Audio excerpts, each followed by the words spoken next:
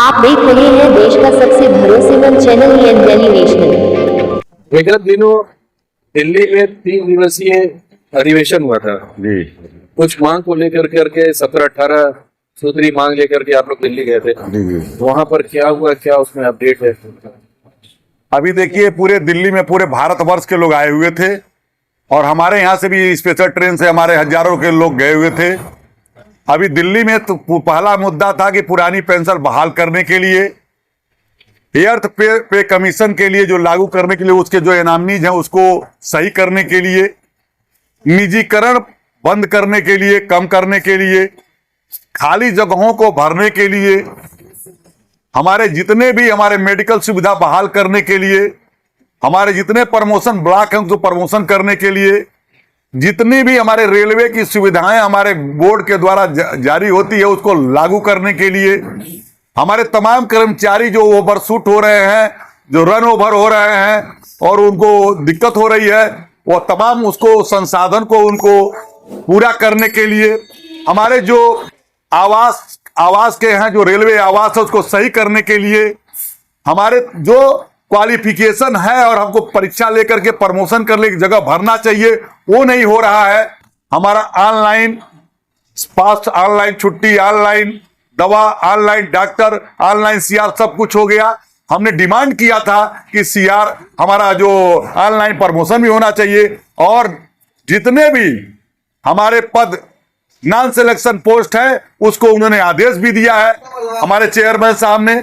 और ये सब बातें करीब 15-16 मांग को किया गया कि रेल की ट्रेनें बढ़ाई जा रही हैं, रेल के कर्मचारी घटाए जा रहे हैं, इसको ऐसा नहीं होना चाहिए और कर्मचारियों का उत्पीड़न हो रहा है, प्राइवेट कर्मचारी काम नहीं कर पा रहे हैं, वो ट्रेंड नहीं है और पूरा प्रशासन, पूरा मुहकमा लगा हुआ है कि निजीकरण किया जाए, लेकिन गुणवत्ता नहीं आ पा रही है, ट्रेंड नहीं है लोग। और हमारे प्राइवेट कर्मचारी रेलवे कर्मचारी के साथ ड्यूटी पर लगाए जा रहे हैं, प्राइवेट कर्मचारी गलती कर रहा है और रेल कर्मचारी को चार्जशीट दी जा रही है, उनका ट्रांसफर किया जा रहा है और पिक एंड चूज किया जा रहा है, सीनियरिटी जूनियरिटी का ख्याल नहीं किया जा रहा है।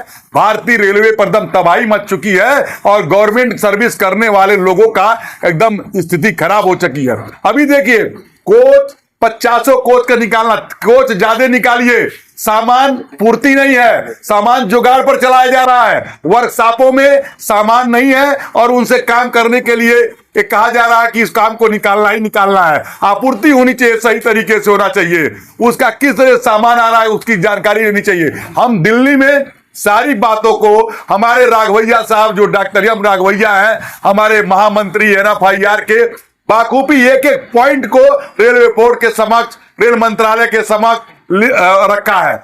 आर्बिट्रेशन अवार्ड अकाउंट का रखा है, आर्टिजन का रखा है, वो ट्रक मेंटेनर का लिखा है, पॉइंट्समैन के ड्यूटी का, जितने भी 12 घंटे के ड्यूटी का है वो राघवैया जी ने रखा कि 8 घंटे ड्यूटी दी जानी चाहिए। ये तमाम एसी मैकेनिक का मुद्दा रखा गया है। अभी सीट दी गई है एसी मैकेनिक की, लेकिन उनको सही तरीके से नहीं किया गया है। पावर कार से एसी के बीच में जनरल कोचेज लगाए जा रहे हैं, ये प्रैक्टिकली रूप से गलत है, ये इसको मानते हैं प्रशासन के लोग, उसके लिए उठाया गया है। तमाम बातें ये रेल प्रशासन के समक्ष और बोर्ड के समक्ष और रेल मंत्रालय में रखा गया है।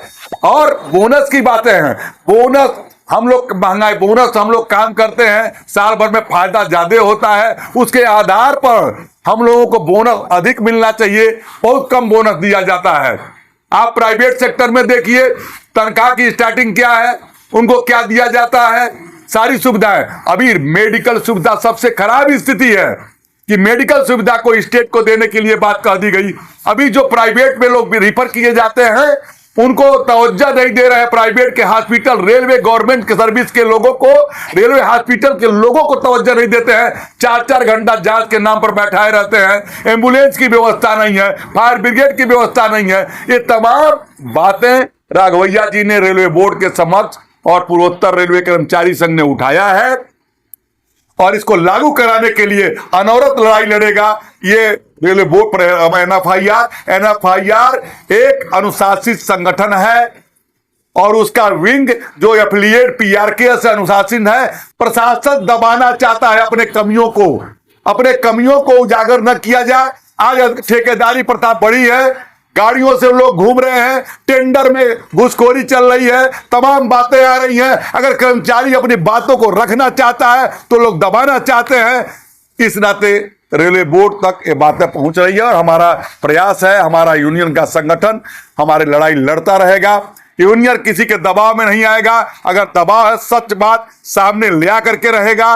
अगर वो अपने पहले अंग्रेज दबाते थे, अब हमारे कुछ अफसर दबाना चाहते हैं, यह संभव नहीं है। यह लड़ाई जारी रहेगी और बेनकाब क्यों किया जाएगा कि जो हमारे कर्मचारियों का उत्पीड़न कर रहा है, पिक एंड चूज किया जा रहा है। कर्मचारी कहां जा रहे हैं, बंगले पर नहीं देखा जा रहा है। तमाम लोग तो जब उनके खिलाफ, जब उनसे बात कहा जाता है कर्मचारी हित के लिए, तो कर्मचारियों पर दबाव डालते हैं, उनका ट्रांसफर पोस्टिंग करते हैं, अपने मनचाहे लोगों को पोस्टिंग करके सुपरवाइजर बनाते हैं ताकि उनका कमीशन सही समय से आ सके।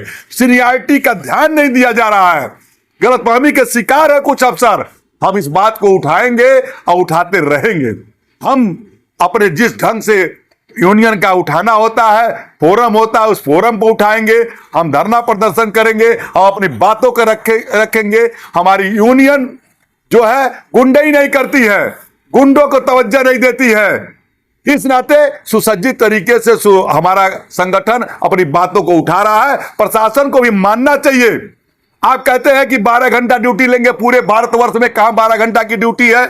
आप कहते हैं कि लोको पायलट गाड़ी चलाएगा, आपको झपकी नहीं, कहां ये बताइए कि किसकी झपकी नहीं आती है। ट्रेन में नहीं हम झपकी करेंगे, लेकिन कहीं भी कोई बात आती है आप तुरंत रिमूवल पर जाते हैं।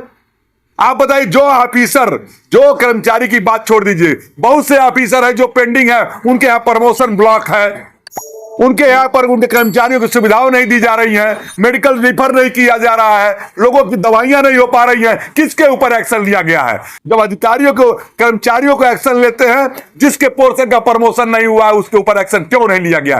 2016 से प्रमोशन कई डिपार्टमेंट में नहीं किए गए हैं और उसको लोग अपना घुमा रहे हैं इस बात को। इस नाते पूर्वोत्तर रेलवे कर्मचारी संघ, आयुर्वेदिक का हमारा दवाई होती है, होम्योपैथिक की दवाई होती है। आयुर्वेदिक डॉक्टर को 4 घंटे के देखने के लिए कहा जाता है, होम्योपैथिक डॉक्टर को 4 घंटे देखने के लिए कहा जाता है। इस बातों को जो सुविधा मिल रही है, पेपरों में केवल मिल रही है, उसको जमीनी स्तर पर उतारना पड़ेगा।